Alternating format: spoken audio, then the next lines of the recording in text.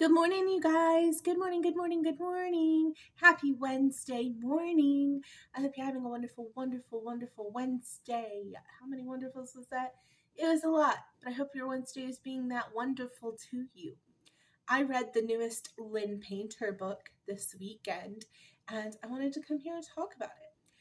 It is called Happily Never After, and it is a rom-com. That seems to be my theme for March. I've been reading a lot of rom-coms. They seem to be like keeping my attention right now, though I am starting to feel that little bit of, I noticed in this one towards the end, like, okay, I need something a little bit more interesting to happen.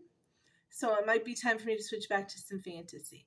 But for now, we read Happily Never After, and I really, really enjoyed it. If you like that Owen Wilson, Vince Vaughn movie, I think those are the actors in it, Wedding Crashers, you would probably really, really like this book. It is a similar premise. So you have two main characters, Max and Sophie. And in the beginning of this novel, Sophie is getting married, but she doesn't want to be. Her fiance is a dirtbag, but she doesn't want to hurt her family's feelings or be embarrassed. So she hires what is called an objector, which is Max's job that he does. It's not his main job. He does it as like a side gig. He kind of fell into it, where he goes to weddings and objects when they say, if anyone here, knows why these two people shouldn't be together, he will object and then produce a bunch of evidence towards the guilty party on why they shouldn't get married. And that kind of saves face for the person who hired them or the innocent party in most cases. And so Max does this at Sophie's wedding, and afterwards he goes to get his payment, and he's kind of surprised by Sophie. He likes her personality. He finds her very, very interesting, and they both have similar views on love in that they think it doesn't exist. It's not a real thing. There's chemistry and there's friendship, and then people just kind of force the rest. And Max finds himself in a position where he needs a female helper to the next wedding to object, because it's like a hostile environment with a bunch of like good old country boys, and he's scared if he objects that it's going to start like a riot. He's just going to get his butt kicked. So he's like, they're less likely to hit a woman. Could I convince you to help me object at this next wedding, and I'll pay you $4,000.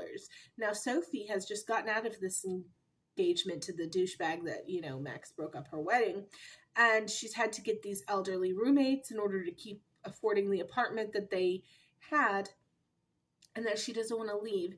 So she is all for it. She's like, yes, absolutely, I will do this objection for $4,000. I can't believe you're going to get paid $4,000 just to attend a wedding and object to it.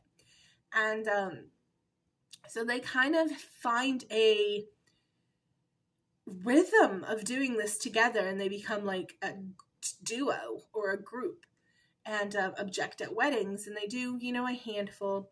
And of course, in true rom-com fashion, they end up falling for each other and getting feelings, and you can imagine how the rest of the novel goes, because it's a rom-com. We already know going into the novel what's kind of going to happen. The couple is going to end up together in the end.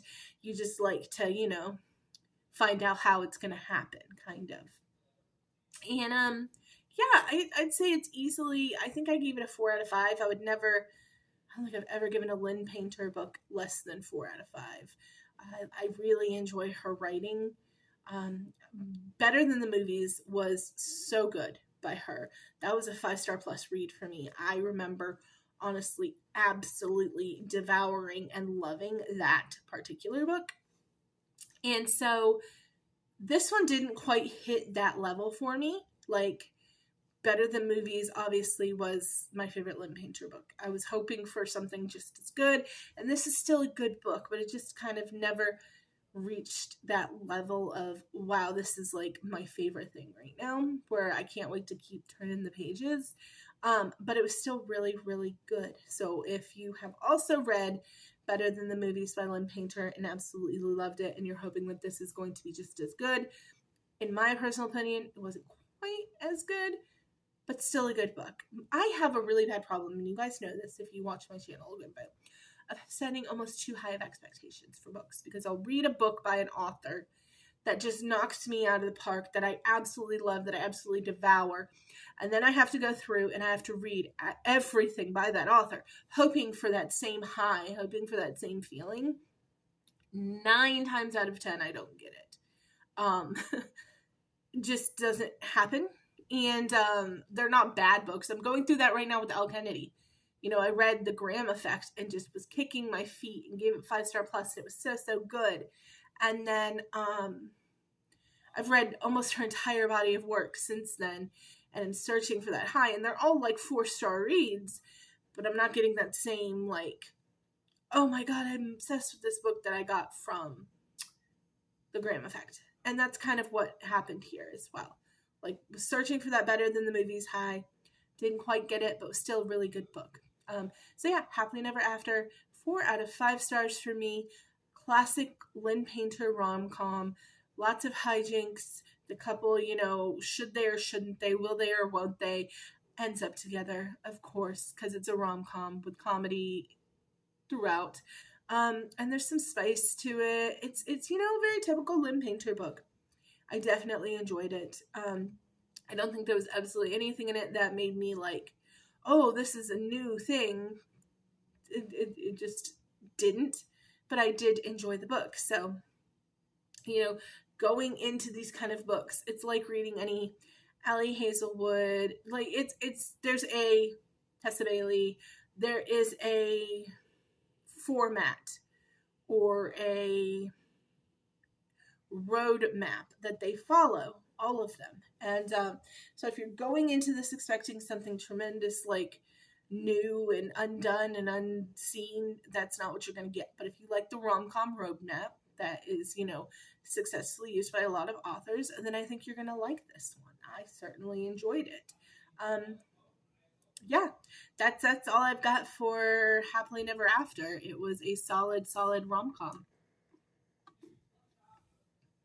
4 out of 5 stars. Glad that I read it. Nothing more to add to that. Kind of in a little bit of a reading funk, even though I've read like 10 or 11 books already this month, and it's only the 19th.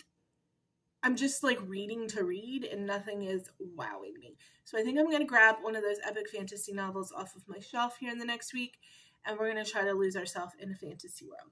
So let's see if we can do that. I love you guys so much. Thanks for liking, subscribing, sharing these videos. If you guys want to see specific reviews, if there's specific books that you guys are reading that you want to know my opinion on, please let me know. I'll be happy to read anything you guys suggest. So, love you so much. See you Saturday morning.